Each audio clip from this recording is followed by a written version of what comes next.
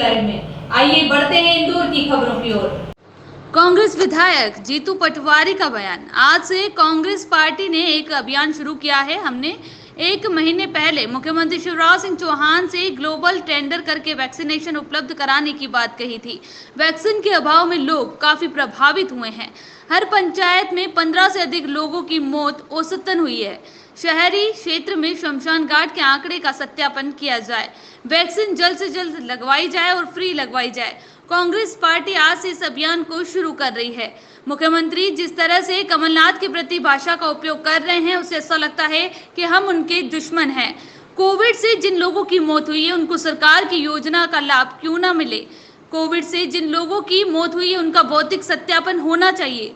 मुख्यमंत्री ने अपने संदेश में केवल खुद की वाहवाही लूटी है। आज के इस परिदृश्य में गरीबों की कमर टूट गई है।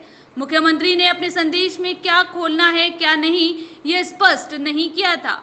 पश्चिम बंगाल में हो रही हिंसा के खिलाफ प्रदेश भाजपा द्वारा 15 जून के बाद पश्चिम बंगाल में किए जा रहे धरने को लेकर जीतू पटवारी ने कहा कि बीजेपी भ्रम फैलाने का काम कर रही है। पश्चिम बंगाल की जनता ने उनको औंधे मुंह गिराया है। नारायण त्रिपाठी द्वारा बाबा रामदेव के खिलाफ एफआईआर दर्ज किए जाने के बयान पर कहा कि उनके खिलाफ जरूर एफआईआर दर्ज होना चाहिए। ये कोरोना योद्धाओं का अपमान कर रहे हैं।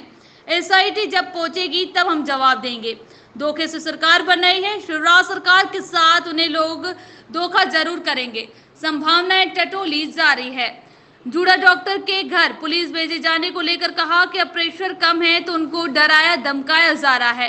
कांग्रेस अपील करती है कि वह काम पर लेते रहें। दुकानें खोलने को लेकर उन्हें कहा कि जो अति आवश्यक होगा वह सरकार का तंत्र है, वह सरकार उस पर काम करेगी। बार बार शिवराज सिंह जी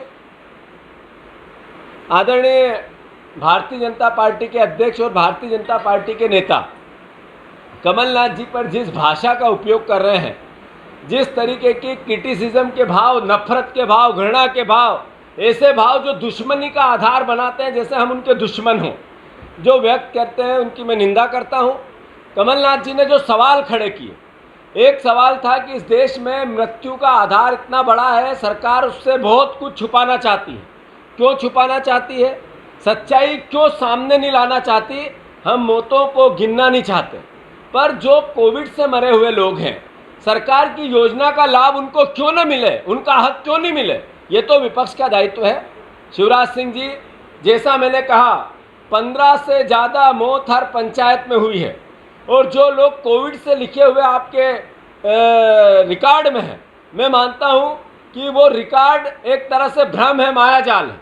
आपसे अनुरोध है, जो परिवार का व्यक्ति की मृत्यु इस दौरान हुई, उसका सत्यापन, प्रैक्टिकल सत्यापन होना चाहिए, और घर घर जाकर एक सर्वे के आधार पर कि इनको कोरोना हुआ था क्या, कोरोना होने के बाद अगर किसी की मृत्यु हुई तो मैं मानता हूं कि मध्य प्रदेश की या केंद्र की योजनाओं का अधिकार उस व्यक्ति का है। इसलिए इन मौतों का आंकड़ा आप छुपाओ मत।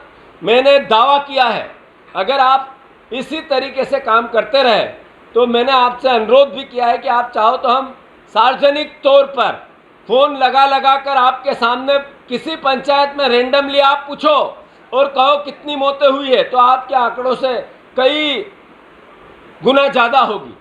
तीसरी बात, आज कांग्रेस पार्टी ने पूरे देश में एक अभियान चालू किया है, जिसमें नरेंद्र मोदी जी देश के नागरिकों के प्रथम हक के अनुसार देश को वैक्सीनेशन में पूर्णता लाए, फ्री वैक्सीन दे, जल्दी वैक्सीन दे, और वैक्सीन जो राज्य स्तर पे और केंद्रीय स्तर पर जो एक भ्रम का माहौल है, जनता में भी उसको लेकर बड़ी एक भ्रांति है। नरेंद्र मोदी जी का पहला दायित्व है कि इस देश में इस महामारी से लड़ने का एकमात्र उपाय सिर्फ वैक्सीन है। आज तक के जितने परीक्षण हुए उसमें तो कांग्रेस पार्टी मांग करती है, मध्य प्रदेश की जनता के लिए शिवराज सिंह जी से अनुरोध करती है। हमने 1 महीने पहले चिट्ठी लिखकर, बयान देकर, ट्वीट करके शिवराज जी से अनुरोध किया था कि अगर नरेंद्र मोदी आपको वैक्सीन नहीं दिलवा पाते हैं, केंद्र की सरकार नहीं दिलवा पाती है, तो आप ग्लोबल टेंडर के माध्यम से वैक्सीनेशन की पूर्णता करके मध्य प्रदेश के निवासियों को वैक्सीन उपलब्ध करवाएं।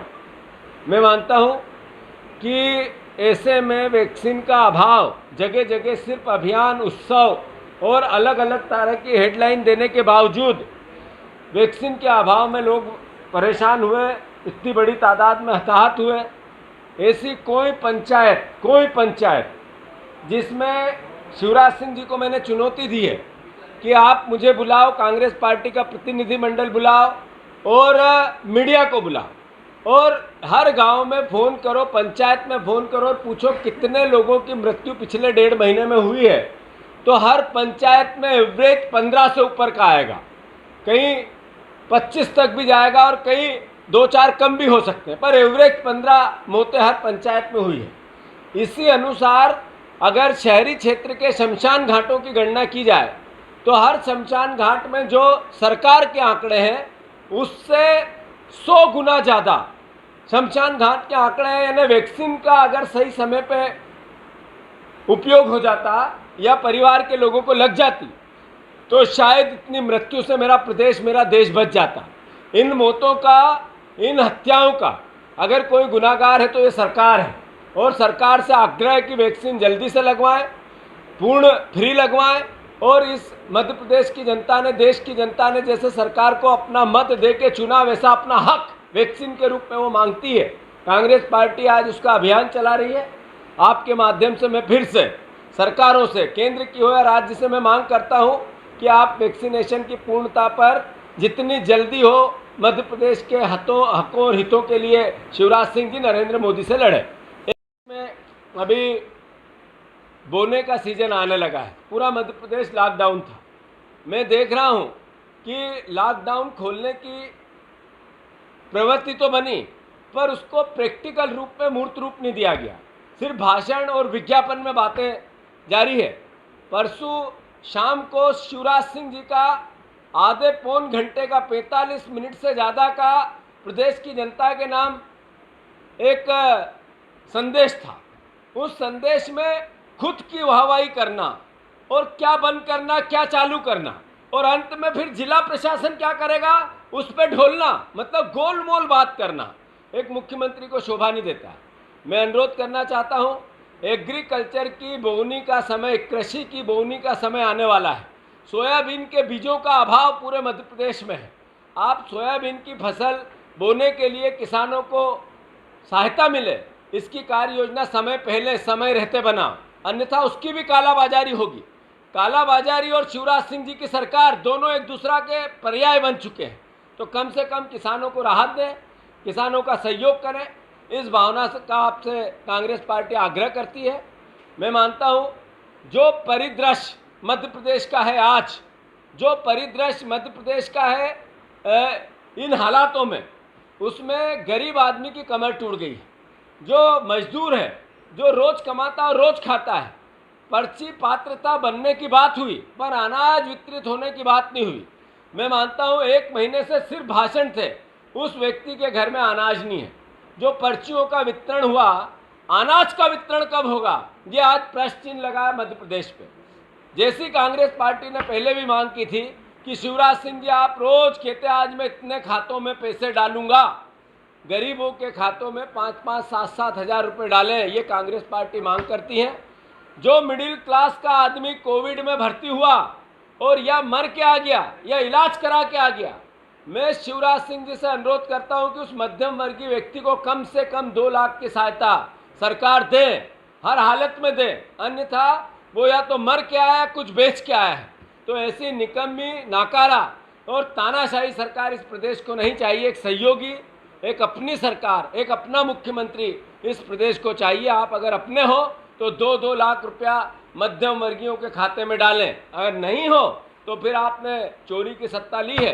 प्रदेश ने देखा है, देश ने देखा है, समय आएगा जब फिर जनता देखेगी। धन्यवाद।